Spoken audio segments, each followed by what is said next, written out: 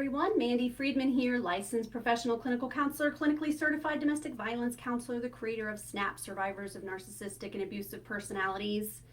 Today I'm going to talk about boundaries and something that is often overlooked as we're approaching a new boundary that we're about to set, because boundaries feel crappy, don't they? When you feel like you have to set one. I mean, it's not fun. You have to gear up for it. First, we have to identify that a boundary needs to be set, and then there's the awkward situation of setting the boundary, and then how to maintain the boundary, which, as we know, is the hardest part. But I wanted to point something out that, like I said, is often overlooked. And sometimes it's overlooked because manipulative people have a way of twisting things, right? And they kind of train us to not be boundary setting individuals, and we kind of get used to that. So one of the things that happens is the boundary will get mischaracterized as if we're trying to control the other person. But really, boundaries aren't personal. They're personal to us, but they're not even necessarily personal to the person that we're setting the boundary with. And boundaries aren't about controlling that other person's behavior or changing their behavior. It's about changing our behavior and changing the things that we are willing to expose ourselves to, and changing the amount of resources that we're willing to spend. You're basically saying, I want to have more control over me, not more control over others. But as we know, often the people that we're having to set the boundary with might be somebody who is manipulative, somebody who doesn't seek balance in relationships, someone that is narcissistic and self-centered. Not always. Sometimes we set boundaries with anybody because, again, it's not about the person, it's about the behavior, and therefore can be not personal. So I like to use the example of allergies because that's something that's not personal. And many survivors of abuse and people that have trauma will have lingering things about them that require a special circumstance in order for them to feel safe or to feel well. And that's not personal. So, for example, if you're allergic to nuts and your family loves to have peanuts all over the place, or nuts all over the place, and you've said, hey, I'm allergic to nuts, and if I get near nuts, I get really sick, and they're like, oh, it'll be fine. We just, we'll eat them on this side of the room, and we'll make sure that we wash our hands and that we don't touch your face. And you're like, yeah, I just, I don't feel comfortable taking my kid around, something they're allergic to. Maybe I just don't want to do that, or maybe you guys could just not have peanuts today, right? So we're not saying that they have to not have peanuts, right? But if they choose to have the nuts, then that means we're going to have to make a choice, right? So oh, hi, Stormy. Stormy's in here with me today. So it's not that you're trying to tell them that what they're doing is bad. You're just telling them that you can't be around it. Now, sometimes what they're doing is bad. Sometimes what they're doing is specific to that person. Could you please not do that? But sometimes it's really about the behavior. In fact, most of the time, it's just about the behavior. But what happens is manipulative people, they play a victim. They're, so hurt and offended when you go to set the boundary. And then that makes you feel bad. And you're already feeling bad that you have to set it. So they will purposefully mischaracterize your motivations for setting the boundary. No matter how many times you explain it, no matter how clear you are about it and why you're doing it and how you wanted to do it before, but you didn't, now you are, and you're giving them chance after chance after chance. It doesn't matter, does it? A lot of the times. They don't get it. It's not about shared understanding and balance and us getting on the same page and really getting to know each other better. No, it's about, how dare you tell me no?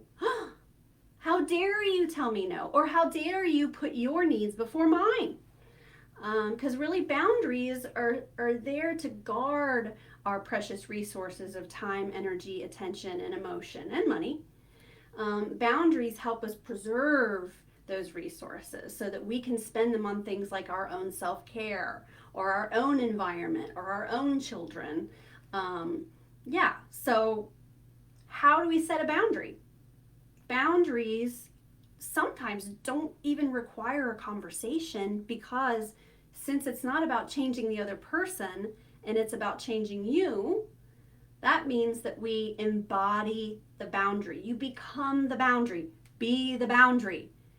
How do I set a boundary?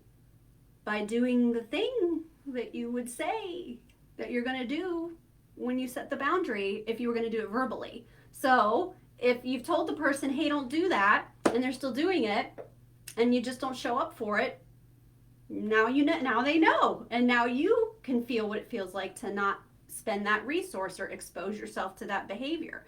And then often we get positive reinforcement there from our own well-being. It improves, and you're like, oh, boundaries work, I feel better. And now we're more invested and feel more positive about setting boundaries, and we can do it without feeling so much dread, as if we are about to really hurt the person. So the point of this video is to just point out those few missing pieces that as you're approaching the boundary, it can feel scary. You know it's going to be mischaracterized and twisted, right? We already know that. And when you drop the expectation and the need for them to understand, when you drop the expectation that they're going to hear your plea and your cry and go, oh, of course I'll change that behavior. I'm so sorry. I didn't realize it was affecting you so deeply. That rarely happens, right? Especially with toxic, manipulative people. Now, if we're setting a boundary with a healthy person in a healthy relationship, guess what? They set boundaries themselves, and they invite boundary setting. They're like, oh my gosh, thank you for telling me. I wish you would have told me sooner. I would never want to do anything that would make you feel that way or drain your energy. Stormy, here, let's say hi so I don't look like I'm just making it up. Here he is. He's trying to get there and on the other side of the camera and be the cameraman. Excuse me. Okay, so we embody the boundary. We don't have to go and say, I'm setting a boundary. It's just you say no to the invitation. You say, I'm leaving now. You embody the boundary through your own actions and behaviors. Now, sometimes they're going to have a reaction to that that's not super positive, but think about it like you're taking someone's toys away. You know, they're used to having this access to you. They're used to having this resource. And if they are a manipulative, narcissistic person who's self-centered and selfish, of course they're not going to like it very much if you take their toys away. But just like with children, sometimes we still have to do what's best. And then we just move past those moments where they're having that reaction to that. I see that you are angry and disappointed. I see that you're unhappy with me. I understand why you're unhappy with me. That doesn't change my mind. I'm still going to be setting this boundary, but I see that it has upset you. And when they're behaving like a victim, you know, I guess we could say, I'm sorry that I've inconvenienced you.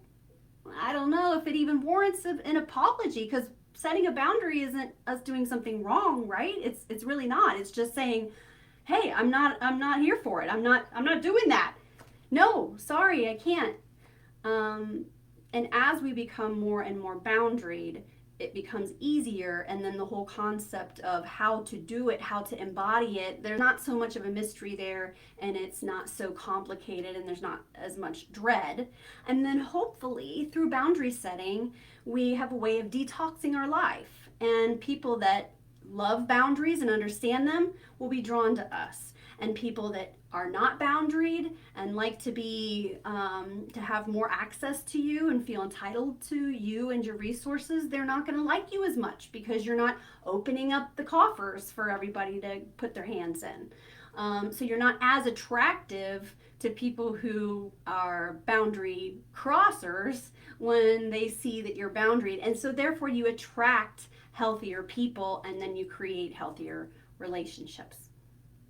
I hope this has been helpful. Bye.